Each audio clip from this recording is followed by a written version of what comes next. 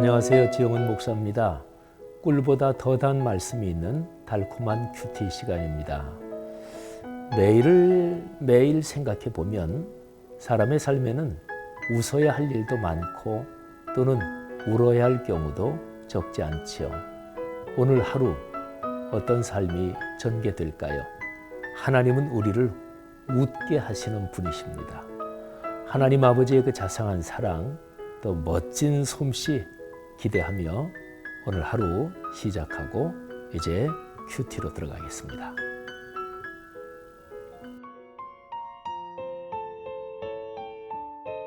인생을 이끄시는 하나님의 솜씨. 창세기 50장 13절. 그를 가나안 땅으로 메어다가 마므레 앞 막벨라 밭 구레에 장사하였으니 이는 아브라함이 헷 족속 에브론에게 밭과 함께 사서 매장지를 삼은 곳이더라.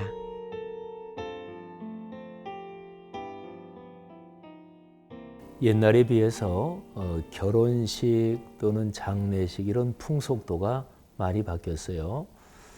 특히 결혼식 같은 경우에 보면 요즘은 주례 없는 결혼 이런 것도 하더라고요.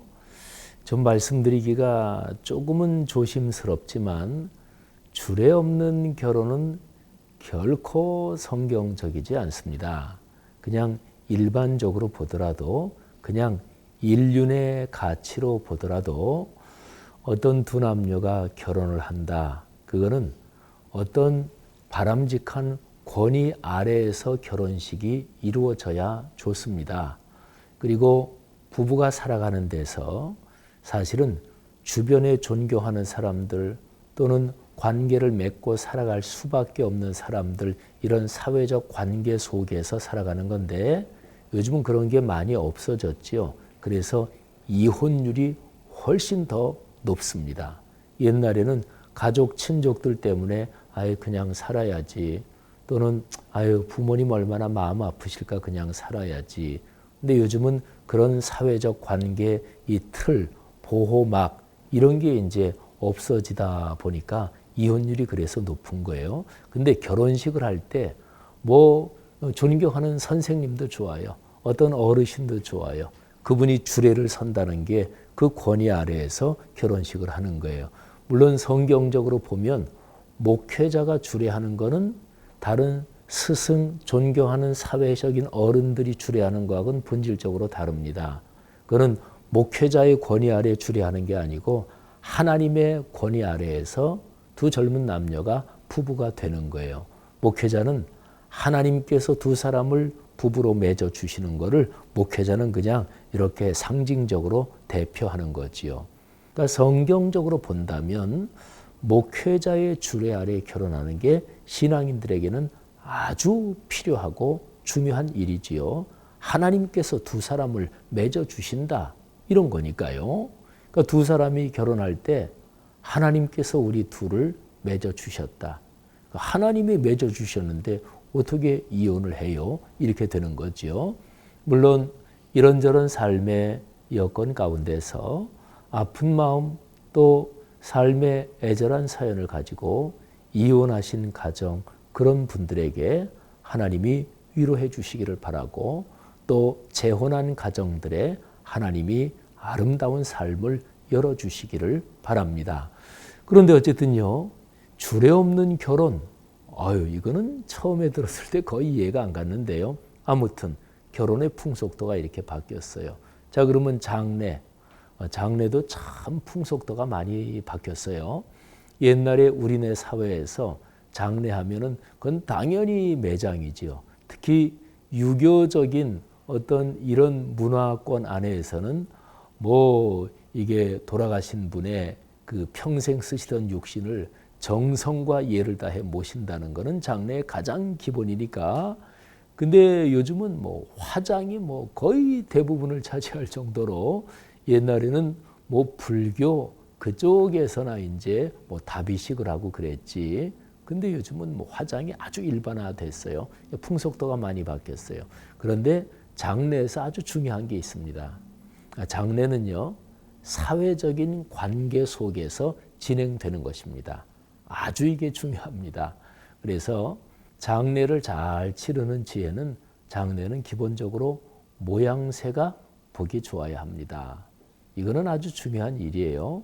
그래서 특히 그리스도인의 가정이 장례를 치를 때 영원한 소망 또는 영생에 대한 소망 이런 게 느껴져야 이게 최고로 좋습니다.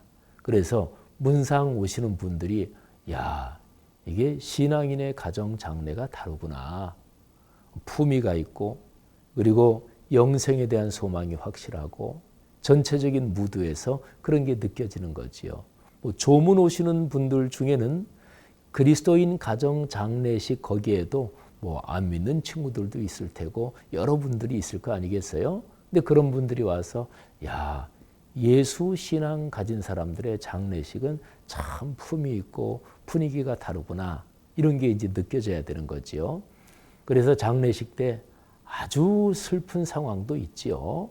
그래서 그 유족들이 진짜 막 울음이 나올 수밖에 없고 그냥 막 통곡을 하고 이런 상황도 있겠습니다만은 그런데 그리스도인의 가정이라면 그런 상황에서도 그래 돌아가신 분이 천국 가신 거야.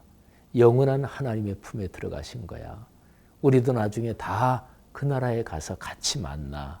이런 영생의 소망을 가지고 그런 거를 이렇게 좀 절제하고 이럴 필요가 있는 거지요.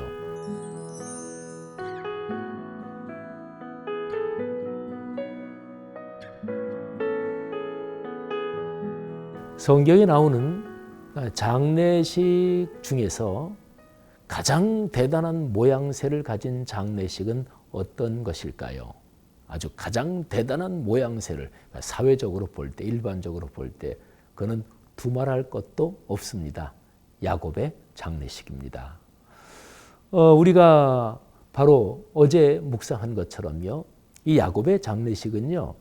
그 당시에 세계적으로 가장 강대했던 나라, 고대 근동지방이 하나의 세계였으니까 그거를 세계로 본다면 가장 강대했던 나라가 애굽인데 애굽의 제1인자 살아있는 신이라고 여겼던 바로 빼놓고는 2인자가 요셉이었고 총리였고 그 총리의 아버지가 돌아가시면서 애굽 사람들이 70일 동안 곡을 했어요.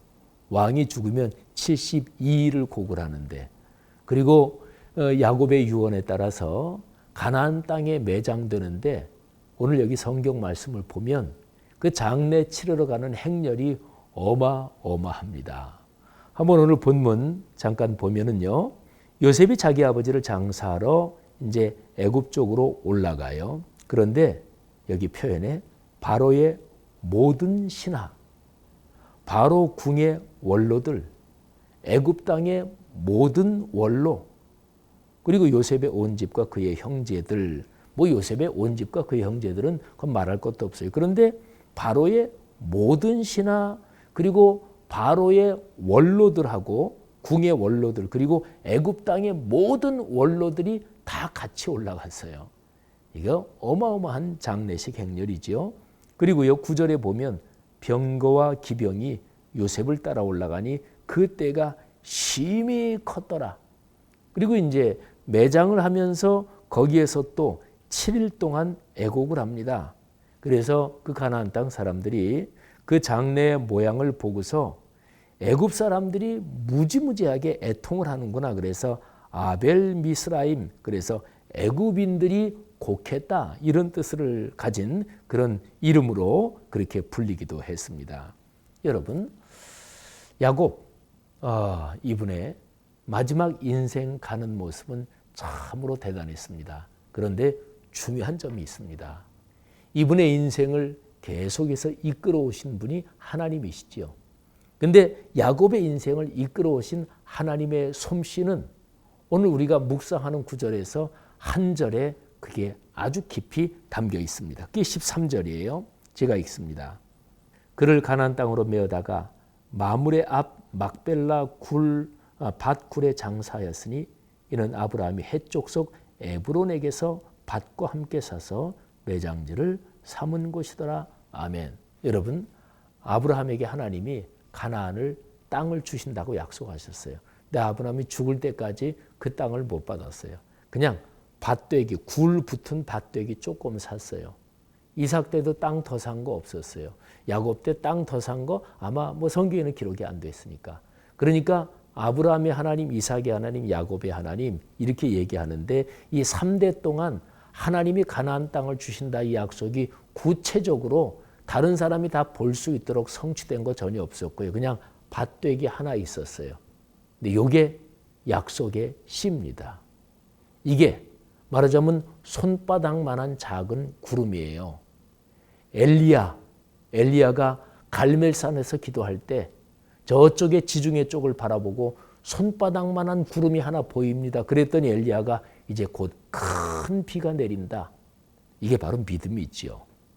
하나님의 솜씨를 한번 보세요.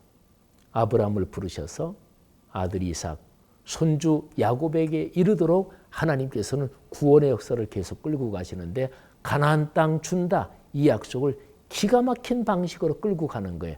만일에 이삭 때나 야곱 때 가나안 땅 전체를 줬다 그러면 망가졌을 거예요. 그런데 영적 긴장을 늦추지 않으시는 거예요. 그러면서 약속으로 보증으로 손바닥만한 구름 약속의 씨를 주시면서 계속 그걸 붙잡고 믿음으로 걸어가게 하시는 거예요. 여러분, 하나님은 솜씨가 좋으신 분이에요. 여러분의 인생을 이끄시는 하나님의 솜씨를 신뢰하십시오. 하나님은 신실하신 분이고 여러분을 사랑하십니다.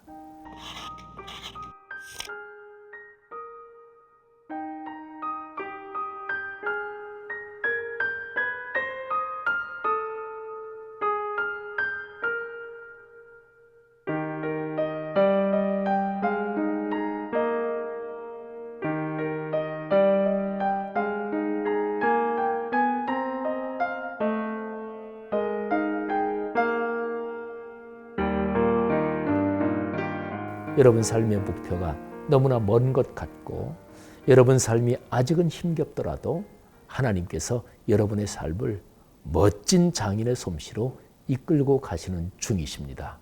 이 사실을 신뢰하고 오늘 하루 걷기를 주님의 이름으로 권면합니다. 기도하겠습니다. 하나님, 야곱의 인생을 그 멋진 섭리의 손길 솜씨로 이끄셨습니다. 오늘 우리의 삶도 그렇게 이끌고 계시는 중임을 저희는 믿습니다. 우리 눈에 보이는 것도 있고 그런데 많은 부분은 보이지 않습니다. 그러나 우리는 믿습니다. 사랑하는 성도들이 오늘 하루 걸어가며 이런 믿음을 가지고 걷게 하옵소서. 예수님 이름으로 기도합니다. 아멘.